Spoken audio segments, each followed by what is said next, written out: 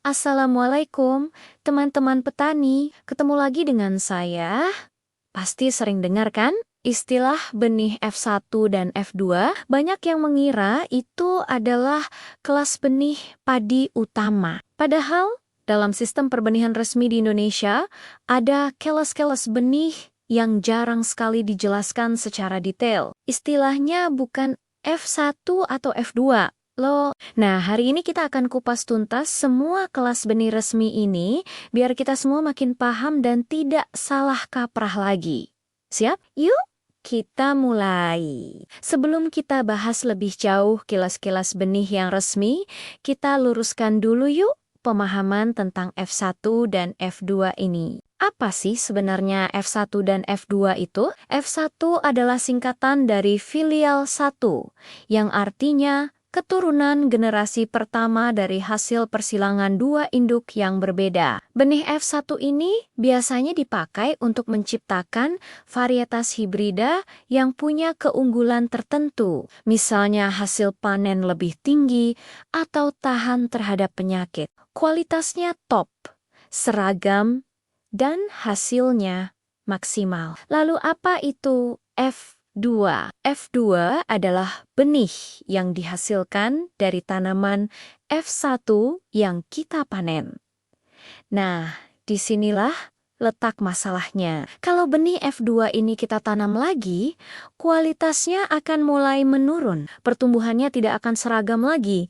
Ada yang tinggi, ada yang pendek, dan produktivitasnya juga bisa anjlok. Fenomena ini disebut segregasi genetik. Jadi, F1 dan F2 ini sebenarnya lebih ke istilah yang menjelaskan status generasi benih, terutama dalam konteks hibrida. Tapi, penting untuk diingat, ini bukan klasifikasi resmi dalam peraturan perbenihan nasional kita. Istilah yang dipakai pemerintah itu beda banget. Nah, sekarang kita masuk ke intinya, 4 kelas benih resmi di Indonesia. Ini adalah sistem hierarki yang menjamin mutu benih dari hulu sampai ke hilir. Yang pertama adalah benih penjenis atau disingkat BS, bahasa Inggrisnya breeder seed. Benih ini punya label warna kuning. Inilah benih paling murni, intinya inti, yang dibuat langsung oleh para pemulia tanaman di lembaga penelitian. Jumlahnya sangat terbatas dan tidak untuk dijual ke petani secara umum. Tujuannya adalah untuk memproduksi benih kelas selanjutnya, yaitu benih dasar. Kelas kedua adalah benih dasar atau FS, singkatan dari Foundation Seed. Benih ini punya label warna putih. FS diperbanyak langsung dari benih penjenis tadi. Proses produksinya sangat ketat, diawasi langsung oleh lembaga sertifikasi benih untuk menjaga kemurnian genetiknya yang masih sangat tinggi. Biasanya, yang memproduksi benih dasar ini adalah lembaga penelitian atau perusahaan benih besar, sama seperti benih penjenis. Benih ini juga bukan untuk ditanam langsung oleh petani di sawah, tapi digunakan oleh para produsen benih untuk menghasilkan benih kelas berikutnya. Selanjutnya kelas ketiga yaitu benih pokok atau SS yang merupakan singkatan dari stock seed, labelnya berwarna ungu. Benih pokok ini adalah hasil perbanyakan dari benih dasar. Nah, pada tahap ini jumlah benih sudah mulai jauh lebih banyak. Kualitasnya masih sangat bagus dan terjamin karena proses produksinya tetap diawasi. Benih pokok inilah yang nantinya akan menjadi cikal bakal benih yang paling banyak kita temui di pasaran. Para penangkar benih biasanya membeli benih pokok ini untuk diperbanyak lagi menjadi benih yang siap disebar ke petani. Dan inilah kelas terakhir yang paling akrab dengan kita semua, yaitu benih sebar atau S, singkatan dari extension seed.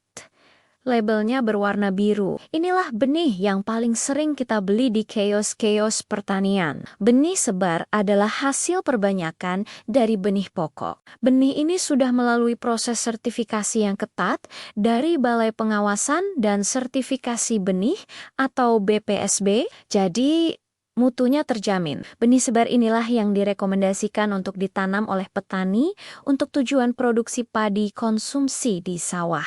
Jadi kalau teman-teman beli benih dengan label biru, itu artinya benih tersebut adalah benih sebar yang kualitasnya sudah terjamin. Lalu bagaimana dengan benih-benih yang tidak punya label warna-warni tadi? Nah, itu yang kita sebut benih non-label. Ini kategorinya luas sekali. Bisa jadi itu adalah benih hasil panen yang disimpan sendiri oleh petani. Bisa juga benih F2 dari tanaman hibrida yang ditanam lagi atau benih yang sengaja diproduksi tapi tidak melalui proses sertifikasi resmi. Kualitasnya tentu saja sangat bervariasi. Ada yang mungkin masih bagus kalau sumbernya jelas, tapi banyak juga yang kualitasnya tidak terkontrol, kemurniannya rendah, dan rentan membawa resikonya lebih tinggi.